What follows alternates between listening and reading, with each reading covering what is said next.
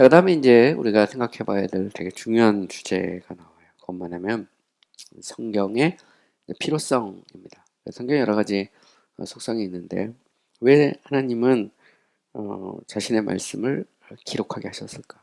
그죠? 성경이 도대체 왜 필요한가? 뭐 이런 문제를 다루는 것이 성경의 필요성에 대한 문제입니다. The necessity of scripture라고 보통 우리가 말하는데 성경의 필요성과 관련된 문제를 좀 생각해 보도록 하겠습니다. 우리가 이제 성경이 왜 필요하냐라고 말할 때 이것은 제가 전에 계시와 성경에 대해서 이야기할 때 조금 얘기를 했는데 우리가 이제 계시와 성경과의 관계를 생각해 보면 성경은 필요할 수밖에 없죠. 우리가 이제 신학 그러면 신학은 하나님에 대한 학문입니다. 근데 문제는 뭐냐면 우리가 존재론적 원천으로서의 그 하나님, 그 하나님에 대해서 우리가 어떻게 할 수 있느냐? 그것은 하나님이 자신을 계시하셨기 때문이죠. 하나님이 자기를 계시하지 않으면 인간은 하나님을 알 수 없습니다.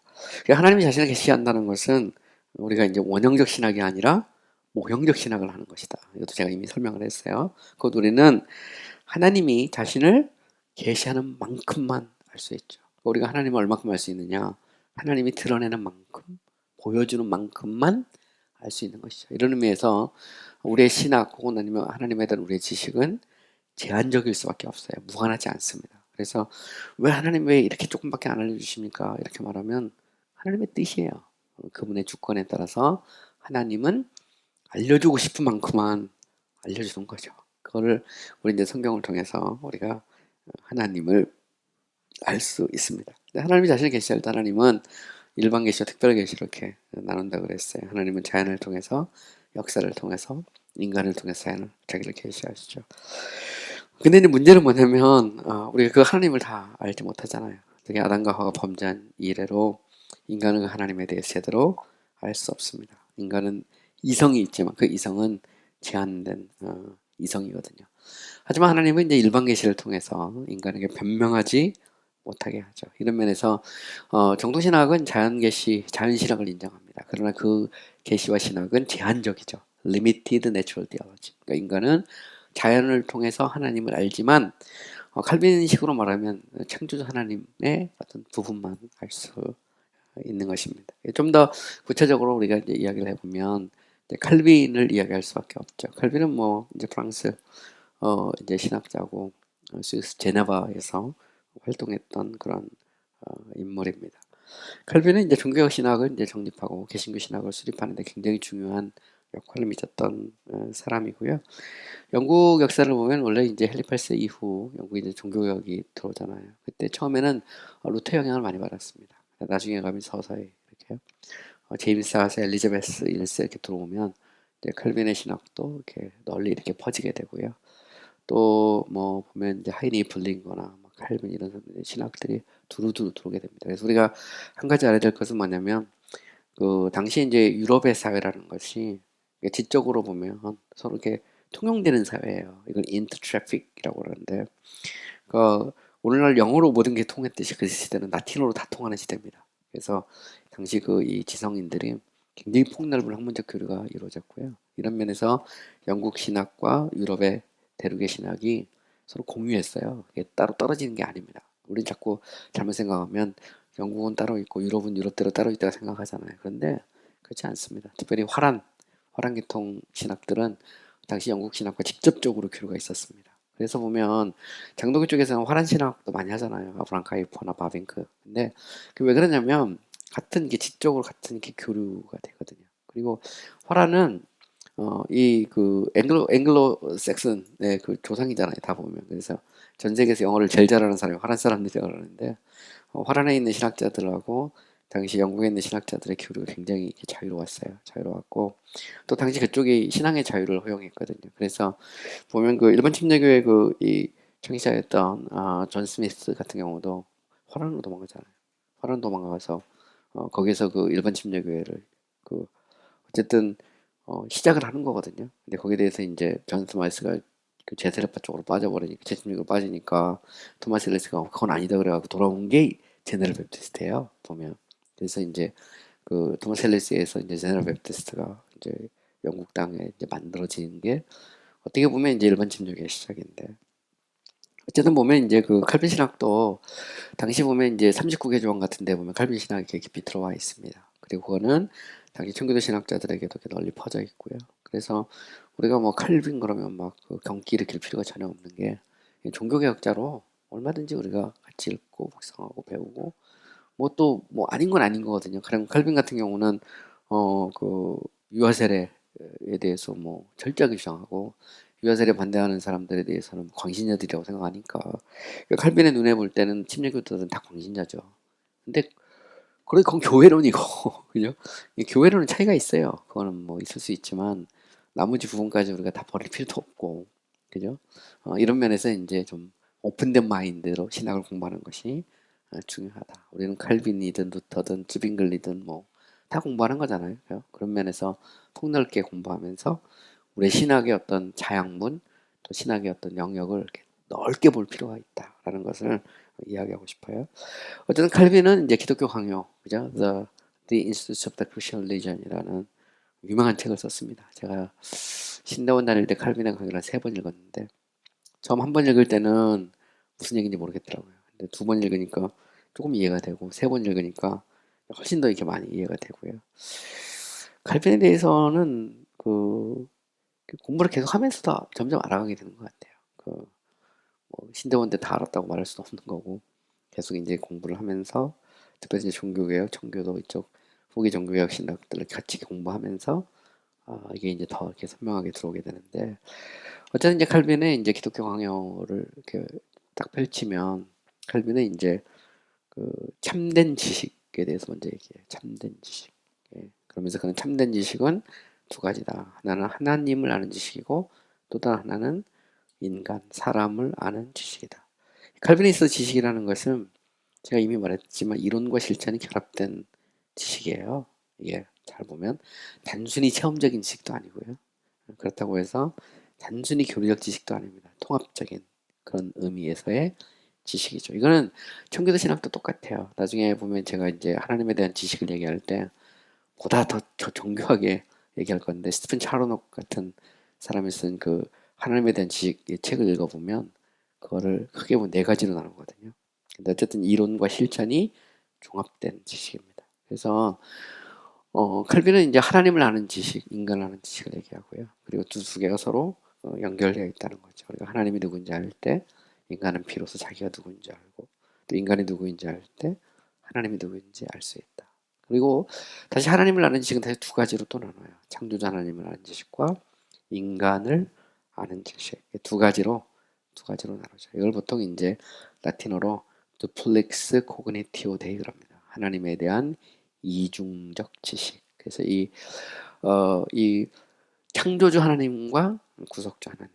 근데 그러면서 그런 얘기를 하죠. 인간은 더듬어서 꼭 성령의 역사가 없어도 창조주 하나님에 대해서는 어느 정도 알 수 있다는 겁니다. 특별히 칼빈은 인간 안에 종교의 씨앗, 그죠? 그 세멘스 렐리기오니스라는 the seed of religion.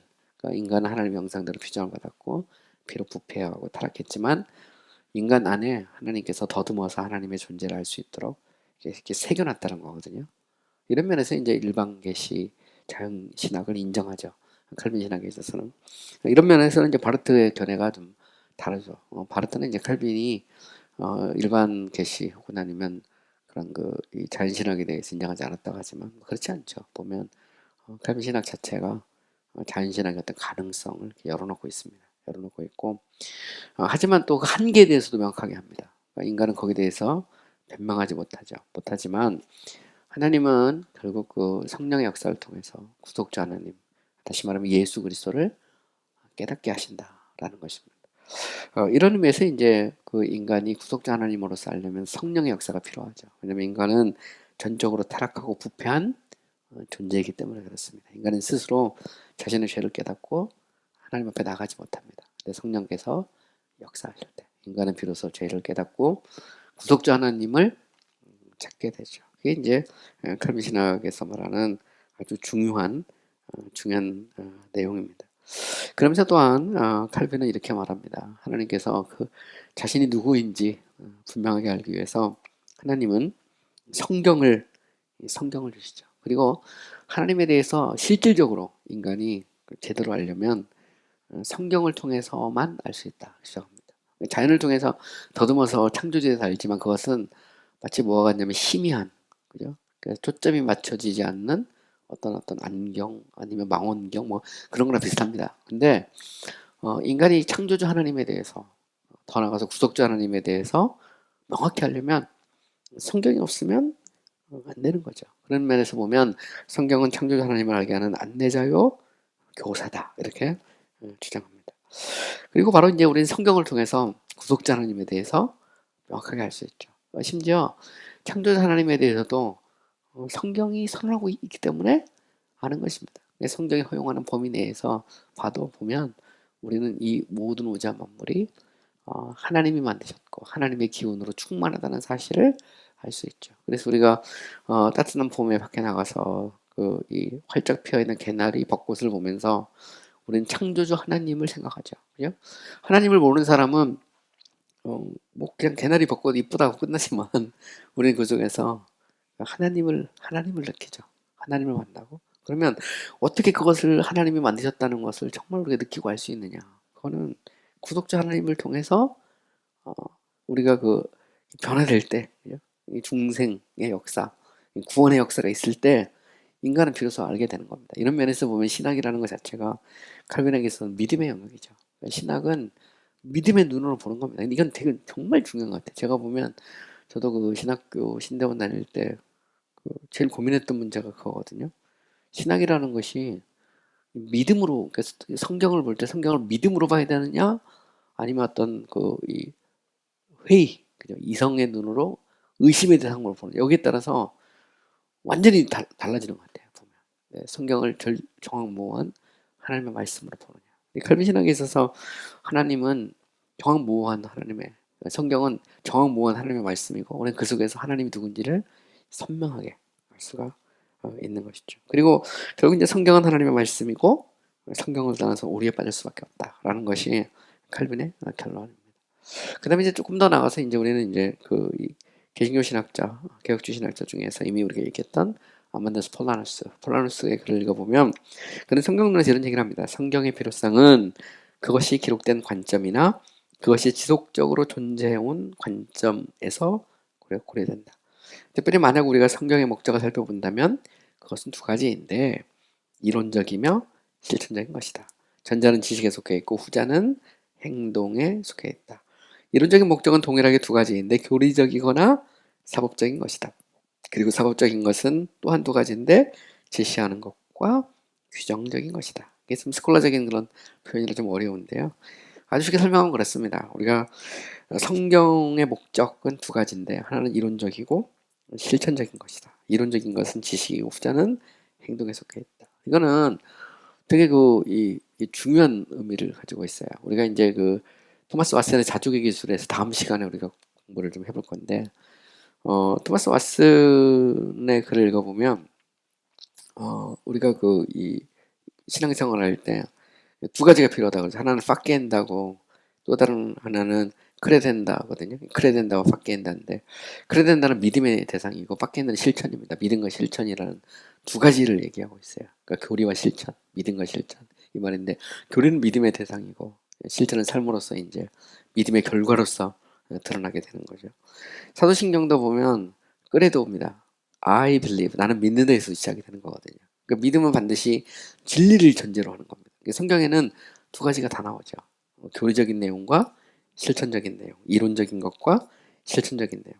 이론적인 것은 지식에 속해 있다면 실천적인 것은 행동에 속해 있죠. 근데 이 모든 것이 성경에 기록되어 있습니다. 그러니까 성경을 통해서 우리는 진리가 무엇인지 배울 수 있고 성경을 통해서 우리가 어떻게 살아야 되는지를 배울 수 있죠. 또한 우리는 또 성경을 통해서 보면 교리적인 것도 배우지만 인생에 있어서 우리가 살아야 될 어떤 삶의 윤리, 여기에 대한 하나님의 심판, 또 열매 뭐 이런 것들에 대해서도 이걸 이제 우리가 영어로 주디시얼인데요. 제가 이걸 사법적이라고 번역한 것 뿐이거든요. 근데 어쨌든 보면 하나님께서 지시하고 가르치고 뭐 이런 게 있잖아요. 성경에 보면 해야 될 것, 하지 말아야 될 것 이런 것들이 성경에 나온다는 겁니다. 그래서 교리적인 내용도 나오고 윤리적이고 실천적인 내용도 성경에 동시에 이렇게 나오는 것을 볼 수 있어요. 그래서 정통신학을 잘 보시면 정통신학 항상 두 가지입니다. 교리와 실천, 믿음과 행함. 그죠? 이 두 가지가 함께 가는 거예요. 그래서 끄레데레 혹은 끄레도 그리고 그 파키엔다 이렇게 그죠 파키엔더 해서 우리가 그 믿는 것과 행동하는 것 이 두 가지가 동시에 나오고요. 되게 재밌는 것은 이제 우리 꽈드리가에서 그 윤리적인 문제, 그러니까 그 꽈드리가는 네 가지잖아요. 성경의 네 가지 의미에서 전통적으로 보면 이 문자적 의미와 영적인 의미에서는 세 가지로 나눈다고 그랬어요. 이 세 가지의 내용도 보면 거기서 나오는 것이 결국 믿고 행하고 그리고 더 나가서 우리가 소망하는 거거든요. 그래도 그레다 아겐다 그 다음에 또 하나가 뭐냐면 그 이 스페란다에서 바라고 소망하는 거예요. 세 가지가 나오는데 어쨌든 보면 이제 그 고도로 이렇게 성경을 보는 그런 눈들입니다. 눈들.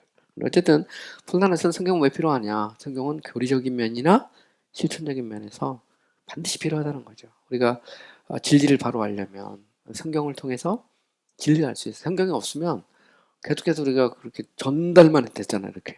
그러면 그걸 어떻게 알 수 있냐는 말이죠. 또 우리가 믿고 있는 게 진리인지 아닌지 성경이 없으면 알 수가 없죠. 또 우리의 실천이 바른지 그른지 어떻게 살아야 되는지. 그래서 결국 보면 이론과 실천이라는 이 두 가지 모든 것이 이게 제대로 되려면 성경이 있어야 된다. 이게 아만데스 폴라누스의 생각입니다. 그 다음에 또 이제 프렌시 스트래틴이 성경의 필요성에 대해서 어떻게 생각했는가에 대해서 우리가 생각을 해볼 수 있어요. 이제 프렌시 스트래틴은 이제 그 말씀을 통한 계시의 필요성에 대해서 몇 가지로 정리를 합니다. 이 말 무슨 얘기냐면 하나님이 자기를 드러내잖아요. 쉽게 말하면 모형 신학으로서 우리 신학으로서 하나님이 자기를 이렇게 드러낼 때 하나님이 꼭 이렇게 말로 자기를 꼭 계셔야 되느냐 여기에 대해서 이제 먼저 생각을 합니다. 말로. 그래서 이게 말씀을 통한 계시의 필요성의 문제인데 첫 번째로 하나님의 완벽한 선하심을 생각할 때 그죠? 자신을 위해 사람을 만드신 하나님이 인간의 행복과 그 행복에 도달하는 방법에 대해 무지하게 하실 수 없다. 이 말 무슨 얘기냐면 하나님이 사람을 만들었잖아요. 근데 사람이 어떻게 하면 행복하게 살 수 있는지 그 길을 하나님이 이렇게 알려줘야 된다는 거죠. 말로 안 알려주면 말 그대로 이제 텔레파시를 통해서 직관적으로 하는 거. 직관적 딱 앉아 있으면 하나님이 딱 들으면 그게 아니고 하나님은 선하신 하나님이기 때문에 어떻게 인간이 행복하게 살 수 있는지 그 비결을 말로써 알려주셨다 이런 말입니다. 두 번째는 인간의 가장 비참한 눈먼과 부패에 대해 생각할 때 타락후 인간은 이 땅이나 세상에 대해서는 어느 정도 빛을 가지고 있었지만 행복과 관련된 신적이며 하늘에 속한 것들에 대해서는 눈멀고 부패하여 어떤 진리도 알지 못하며 하나님의 길을 인도하지 않으시면 어떤 선도 행할 수 없다. 자, 잘 생각해 보세요. 하나님은 선하신 분입니다. 반면에 인간은 죄인이죠. 비참하게 눈멀고 부패되어 있어요. 인간은 스스로 진리를 찾지 못합니다. 인간은 더듬더듬 하고 있는 거지만 문제는 눈이 멀고 그리고 부패했어요. 그런데 하나님께서 인간에게 길을 어떻게 살아야 되는지, 어떻게 살 때 행복한 삶을 살 수 있는지를 가르쳐 주기 위해서는 하나님의 말을 통해서 직접 이렇게 살아라 이렇게 말할 수밖에 없었다는 겁니다. 또 나아가 세 번째로 올바른 이성은 하나님은 오직 자신이 주시는 빛으로만 구원에 이르도록 알려지실 수 있다는 것을 가르친다. 이 말은 무슨 얘기냐면 인간이 생각을 해보면 곰곰이 생각해봐라. 하나님이 침묵하고 입 다물고 있으면 어떻게 인간이 참 이게 구원에 이를 수 있느냐 말이지. 근데 하나님이 직접 말을 통해서 우리가 어떻게 살아야 될지를 가르쳐 주셨다. 이렇게 말하고 있는 것입니다. 그리고 더 나아가서 성경의 필요성이라는 것은 뭐냐면 이제는 말한 것을 기록할 그죠? 기록되기 이전에 하나님의 말씀을 하잖아요. 선지자들과 제사장들 뭐 이런 사람들이 말을 합니다. 말씀을 하고 그 다음에는 이제는 뭐냐면 이것을 기록하잖아. 기록한 게 이제 하나님의 말씀이고 결국 성경이 하나님의 말씀인 것은 하나님의 말씀을 기록했기 때문이거든요. 스크립트라 이기 때문에 비블리아이니까 성경이 하나님의 말씀인 거예요. 근데 이 성경을 기록할 필요성이 뭐냐? 트레티는 세 가지로 얘기한 겁니다. 인간이 기억하기가 참 쉽지 않아요. 그죠? 말하고 그냥 끝나버리면 그래서 기록하게 한 거죠. 인간의 부패와 수명의 짧음과 사탄의 음모와 부패에서 말씀을 보존하기 위해서 바뀌지 않도록 하나님께서 기록하게 하셨다는 거죠. 그래서 기록이 없이 구전으로만 내려오면 문제가 되죠. 이게 되게 재밌는 게 그겁니다. 보면 유대교 전통에서 이 탈무드라는 것 자체가 원래 그 탈무드라는 것이 이 두 가지로 이루어져 있거든요. 근데 그 탈무드는 하나님께서 이 모세를 통해서 직접 기록하게 한 말씀도 있지만 하나님이 이렇게 구전 전승으로 주신 말씀이 있다는 거예요. 따로 이거를 모은 게 이제 미시나거든요. 그리고 그것을 해석한 게 라봇이고 두 개를 합치면 탈무드입니다. 탈무드라는 할 때 그게 유대교의 경전인데 이건 뭘 전제로 하냐면 쉽게 말하면 구전 전승으로 하나님이 주신 말씀이 따로 있다는 거예요. 근데 예수님이 그걸 거부해 버리죠. 보면 바리새인들은 이게 말씀이거든요. 근데 예수님이 그건 전통이라고 해요. 그건 전통과 이 성경, 경과 이 전통을 예수님은 딱 구분하거든요. 면도칼로 딱 잘라버리거든요. 그래서 너희가 전통에 따라서 이렇게 고르반 하면 된다고 하지만 경에 따르면 그건 아니다 이렇게 말합니다. 이 말은 예수님은 전통을 잘라버리죠. 근데 되게 재밌는 것은 로마 카톨릭이 나중에 이 전통을 다시 살리죠. 그래서 살아있는 하나님의 음성으로서 또 이렇게 특별히 교회 회의나 교황이나 이런 사람에게 주신 말씀이 있다는 겁니다. 그리고 성경은 이 참 누구나 읽으면 다 깨달을 수 없을 만큼 깨달을 수 있을 만큼 명확하지 않고 어렵고 또 때로는 좀 모호한 이런 것들을 포함하고 있어서 반드시 교회에 어떤 도움이 필요하다. 물론 성경 그 자체는 절대적인 권위가 있지만 그럼에도 불구하고 조력자로서의 전통이 필요하다고 이렇게 주장한 거거든요. 근데 문제는 이 조력자라고 하는 게 과연 필요하냐? 이게 이제 논쟁거리가 됐던 문제인데 어쨌든 보면 하나님은 명확하게 그죠? 하기 위해서 기록하게 하셨다는 겁니다. 두 번째로는 죄에 대해서 정죄하기 위해 또 한 더 나아가서 널리 후대에 말씀을 전파하기 위해서 성경에 기록이 필요했다. 이게 이제 프랜시스 웨튼의 조리신학 책에서 나오는 그런 내용입니다. 이걸 이제 이 조금 더 이 세분화하면 네.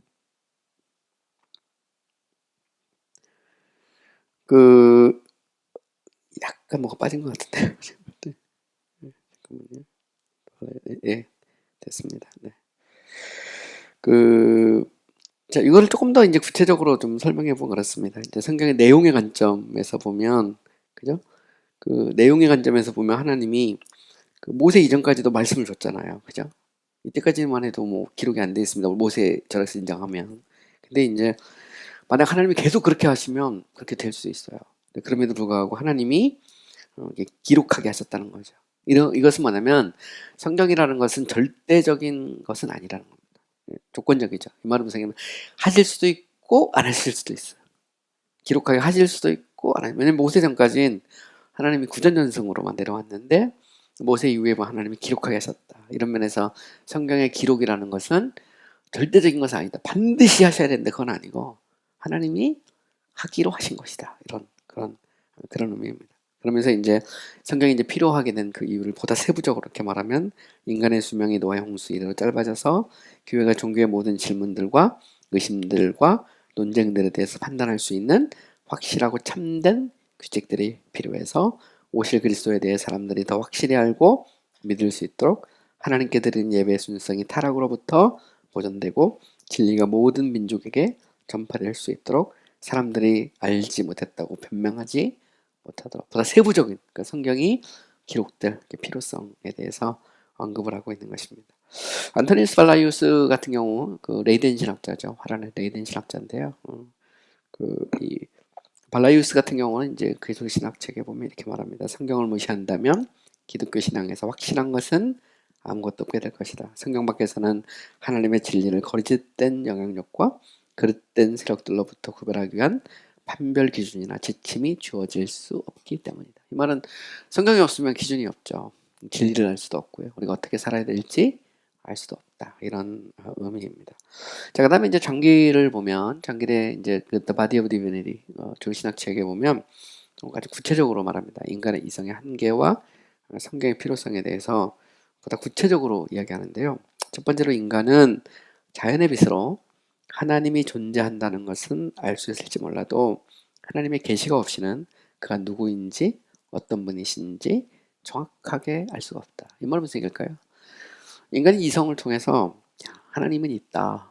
뭐 여기까지는 알 수 있는데 정확하게 하나님이 누구이고 또 하나님이 어떤 분인지 성경이 없다면 우리가 하나님을 알 수 없죠. 하나님이 자기를 드러내지 않는다면 인간은 하나님에 대해서 알 수 없다는 겁니다. 두 번째로 인간은 자연의 빛으로 하나님이 창조주이시라는 것과 혜택을 주시는 분이라는 것을 알 수 있을지 모르지만 구속주 하나님은 알 수 없다. 칼빈이 했던 것과 똑같은 말인데 전개조의 신학책에도 정확하게 나옵니다. 세 번째, 인간은 자신이 타락 이전에 원래 상태에 있지 않다는 것을 알 수 있을지 모르지만 하나님의 계시 없이는 타락 이전과 이후의 인간의 상태에 대해 그것에서 회복하는 방법에 대해 알 수 없다. 이 말은 무슨 얘기냐면 인간이 원래 사람이 처음부터 이랬을까?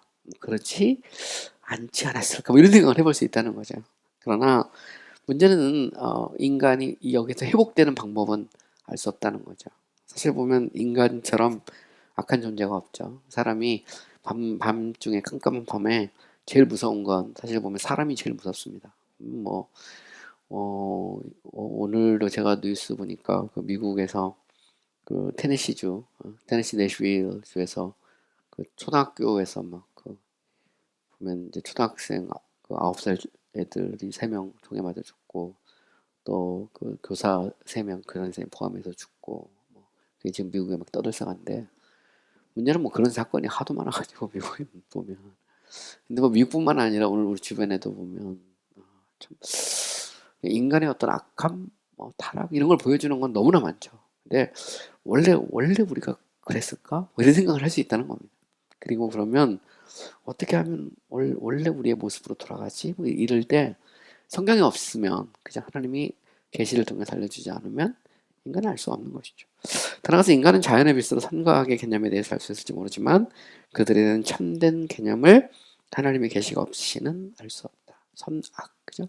인간은 이것은 옳은 것이고 이것은 그른 것이다. 이것은 선한 것이고 악한 것이다. 나름 개념이 있어요. 또 인간에게는 양심이라는 게 있습니다. 이건 나중에 이제 인간 논에 가면 양심이 무엇인지에 대해서 상당히 정교하게 이렇게 다룰 수 있거든요. 청교도 신학자들이나 이런 그 개신교 신학자들은 양심의 문제에 대해 굉장히 많은 글을 썼어요. 양심이라는 게 되게 중요한 이슈인데 어쨌든 보면 인간에게는 어떤 선악의 개념이 있죠. 이것은 옳다 그러다. 그런데 문제는 뭐냐?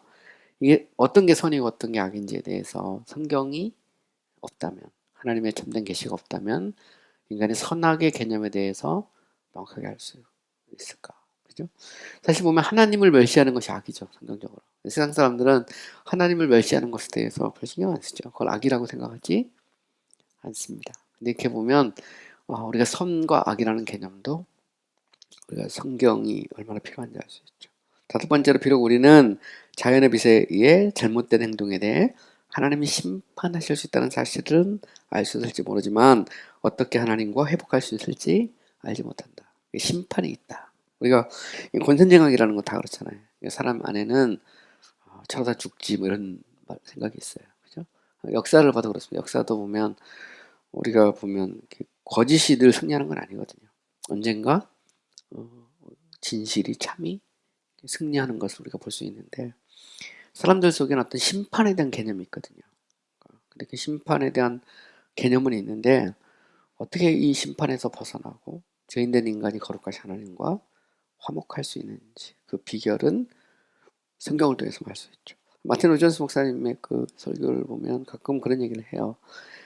이 인간이 가지고 있는 가장 근본적인 문제, 본질적인 문제는 뭐냐? 그것은 죄인된 인간이 거룩하신 하나님과 어떻게 화해할 수 있는가? 사람들은 그걸 생각하지 않지만 사실 인간이 가지고 있는 가장 근본적이고 시급하고 중요한 문제다. 근데 오직 그리스도를 통하지 않고 인간이 하나님과 화해할 수 없죠. 그게 복음이거든요. 그 자체가. 이거는 성경을 통하지 않고 우리가 제대로 알 수가 없죠. 또한 우리는 이성의 빛으로 하나님이 우리의 죄를 용서하신다는 것을 알 수 있을지 모르지만 하나님의 계시가 없이는 어떻게 그가 자신의 정의와 거룩과 일치하게 우리의 죄를 용서하실 수 있는지 알 수 없다. 죄사함. 사람은 신이 있다면 신이 사랑이지 않을까. 그래서 우리의 죄를 용서해 주지 않을까. 근데 어떻게 자신의 거룩과 그런 어떤 자비나 긍휼, 사랑과 조화를 이룰 수 있을지 우리는 성경을 통하지 않으면 알 수 없다는 거죠. 우리는 하나님의 계시가 없이는 하나님의 아들을 통한 구원의 방식에 대해서 전혀 무지하다. 그죠? 우리가 구원의 하나님, 구속주 하나님에 대해서 알려면 성경이 반드시 필요합니다. 여덟 번째, 우리는 하나님의 계시가 없이 영혼의 불멸과 몸의 부활과 미래의 행복과 비천만의 상태에 대해서 알 수 없다. 그죠? 우리 성경을 통해서만 우리가 명확하게 알 수 있습니다. 외인고르단 같은 건 이렇게 말합니다. 성경의 필요성은 성경의 복음을 알기 위해, 영적인 삶을 살기 위해, 하나님의 뜻을 알기 위해 필요하지만 하나님이 존재한다는 것을 알기 위해, 하나님의 성품과 도덕적 법칙의 일부에 대해 알기 위해 필요하지 않다는 것을 의미한다. 이 말은 뭐 일반적인 것은 우리가 성경 없어도 알 수 있죠. 그러나 인간이 복음, 또 영적인 삶, 혹은 아니면 하나님의 뜻을 알기 위해서는 성경이 필요하다는 것입니다. 웨스트민스터 신앙고백서는 성경의 필요성에 대해서 명확하게 정리를 하고 있어요. 이거는 이제 침례교 신앙고백서에도 똑같기 때문에 그대로 똑같습니다. 워딩이 똑같아요. 똑같이 들어있는 거죠.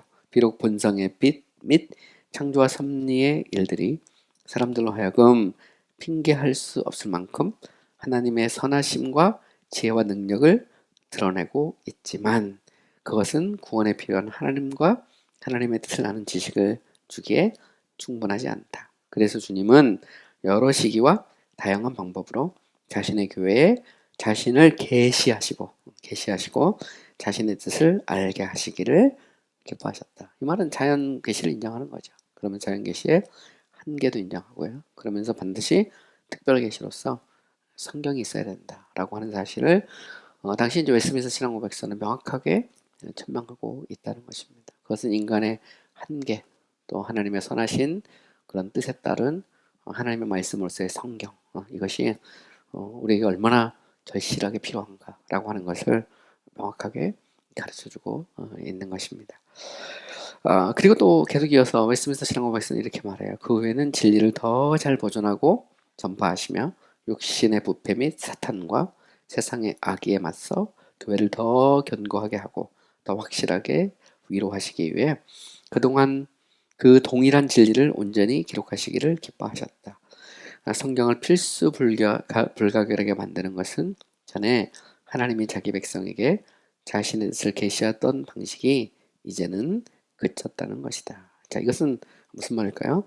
자, 이제 하나님께서는 과거에는 직접 이렇게 말씀하셨지만, 이제 하나님께서는 성경을 통해서 이제 말씀을 하신 것이죠. 그래서 우리는 성경을 통해서 하나님의 뜻을 알 수 있는 것이죠. 근데 그러면 우리도 이런 얘기를 할 수 있어요. 그러면 하나님 지금도 계속해서 또 다른 성경을 주시느냐? 그건 아닙니다. 왜냐하면 성경은 하나님은 66권의 정경을 통해서 자신의 뜻을 명확하게 밝혀주셨다는 거죠. 우리는 그 성경을 통해서 하나님이 우리를 향해서 무엇을 원하시는지, 우리가 어떻게 살아야 되는지를 알 수 있게 됐다라는 것이 웨스트민스터 신앙고백서에서 고백하고 있는 핵심적인 내용입니다. 오늘은 이제 우리가 그 성경의 필요성에 대해서 생각을 해봤어요. 우리가 처음에는 이제 하나님의 말씀으로서의 성경에 대해 생각해봤고요. 두 번째는 이제 성경의 필요성에 대해 살펴봤고, 다음 주는 이제 성경의 그 신성, 디비니티 혹은 신적 권위의 문제에 대해서 생각을 해보겠습니다. 그 주제도 굉장히 큰 주제예요. 그 성경의 신성, 신적 권위에 대한 문제는 성서 영감론의 문제하고도 같이 맞물려서 굉장히 큰 문제고요. 또 전통과 성경과의 관계, 이것과 관련된 굉장히 큰 주제거든요. 그래서 다음 주에는 저희가 The Divinity of Scripture, 성경의 신적 권위 혹은 신성에 대한 문제에 대해서 우리 자세히 살펴보도록 하겠습니다. 오늘 수고 많이 하셨습니다.